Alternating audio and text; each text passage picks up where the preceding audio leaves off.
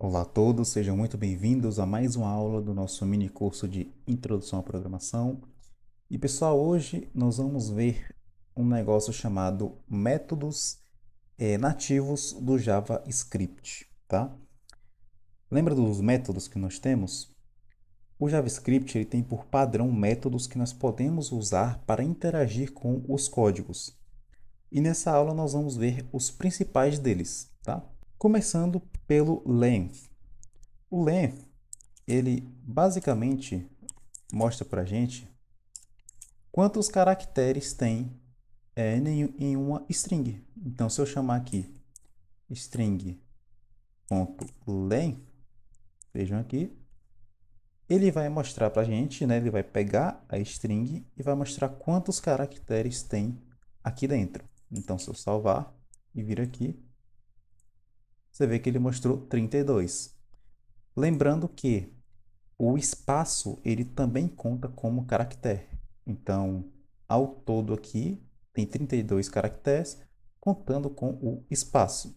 Se eu vir aqui e botar string 2, vai ter menos. E salvar, vocês podem ver que mostrou 11. Então, é basicamente para isso que serve o len. O próximo que nós vamos ver é o toLowerCase, tá? Se eu botar aqui string.to, opa, ficou fora do parênteses, né? toLowerCase, vocês podem ver que ele praticamente vai pegar toda a nossa string e vai deixar em letras minúsculas. Então aqui tem o A em maiúsculo e tem o JS no final em maiúsculo também. Ele vai pegar toda a string e deixar em minúsculo. Então se vir aqui, vocês podem ver que está totalmente em minúsculo. Tá? É basicamente isso que o toLowerCase faz. E da mesma maneira, nós temos o toUpperCase. Se trocar aqui o lower toUpperCase e salvar, ele vai fazer exatamente o contrário. Ele vai deixar tudo em maiúsculo. Vocês veem aqui, vocês podem ver que toda a string ficou com letras maiúsculas. É basicamente isso. Para isso que serve, né, o toLowerCase e o toUpperCase. Seguindo, nós temos o charete, tá? O charete aqui. Então, o charete, ele basicamente vai me mostrar o caractere que está na posição que eu colocar aqui. Eu quero saber o que está na posição 11, por exemplo.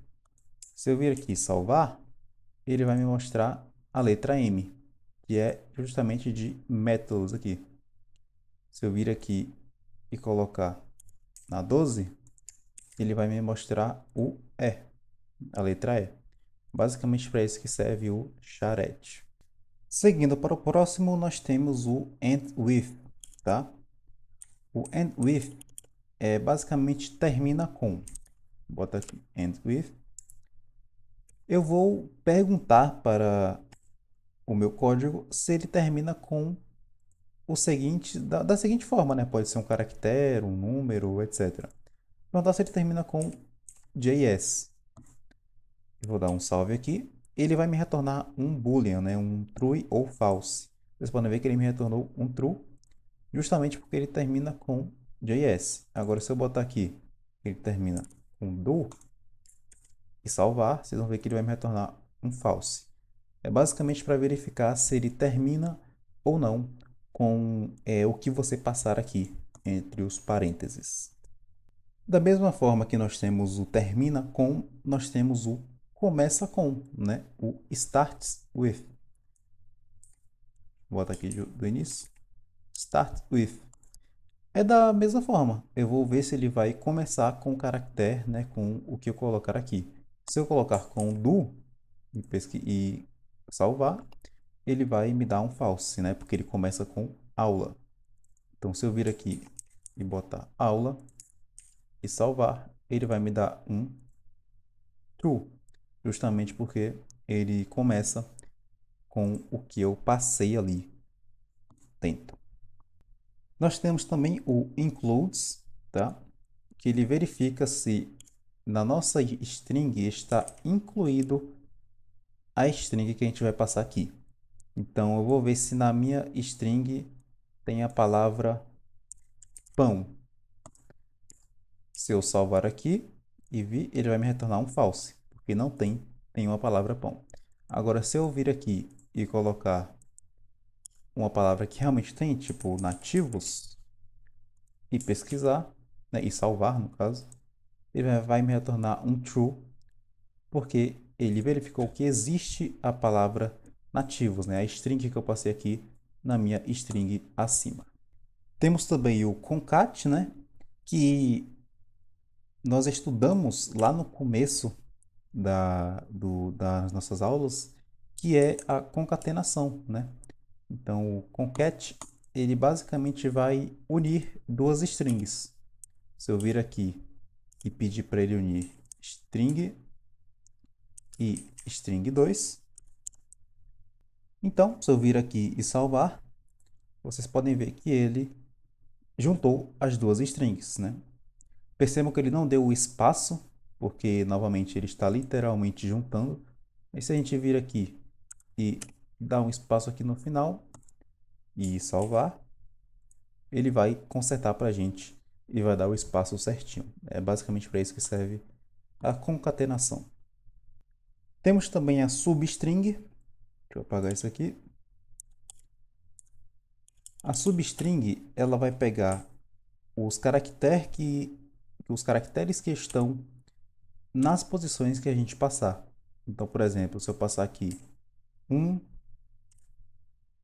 no caso eu tenho que passar o início e o final. Então, se eu passar aqui 1 e 6, o 1 vai ser o início e o 6 vai ser o final. Se eu vir aqui, você pode ver que ele me entregou os caracteres que estão na posição 1 a 5. A sexta ele não pegou porque ele entende que acabou ali. É onde a gente tem que finalizar, porém ele não mostra, ele anula a última posição. Basicamente isso. Temos também o slice. O slice ele funciona da mesma maneira que o anterior. A diferença é que nós podemos passar valores negativos nele. Então, se eu botar aqui um -5 e salvar, ele vai pegar os 5 últimos caracteres da nossa string. Eu vir aqui, podem ver, ele pegou os 5 últimos. Lembrando que o espaço também conta como caractere. Por isso que só apareceu 3 aqui. Basicamente isso que o slice faz. Temos também o pad start, tá? O pad start, ele basicamente vai aumentar o número de caracteres na nossa string, porém, os espaços que faltarem, né, ele vai complementar com o caractere que a gente passar. Então, a nossa string, ela tem 30, né, 32 caracteres. Se eu vir aqui e eu dizer que eu quero que ela tenha 40 caracteres, logo depois eu vou passar, entre aspas, o que eu quero que fique nos caracteres vagos. Eu vou pedir para ele colocar um K, por exemplo. Então agora vai ter, a minha string vai aumentar para 40 e todos os caracteres que ficariam vagos vai ter um K agora. Se eu salvar e vir, vocês podem ver que aumentou o número de caracteres para 40 e os pontos vazios ficaram um K. Tem um detalhe aqui, como ele é pad start, o K que eu coloquei ele vai ficar no início da minha frase, né? Da minha string. Por isso que todos os Ks vieram para o começo aqui dela. E da mesma maneira nós temos o pad end, tá? O pad end ele funciona da mesma forma, só que como o próprio nome diz, em vez de ficar no começo, os caracteres vão ficar no final. Então, se eu vir aqui, todos os Ks foram para o final da minha string e não no começo. Basicamente, essa é a diferença do pad start e pad end. Continuando aqui, nós temos o split, né? O split. Continuando aqui, nós temos o split, que basicamente ele vai dividir a nossa string de acordo com o caractere que nós passarmos aqui.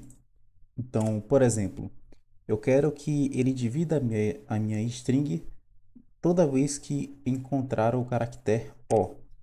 Ele vai dividir e vai criar um array, vai criar uma lista cada vez que ele separar.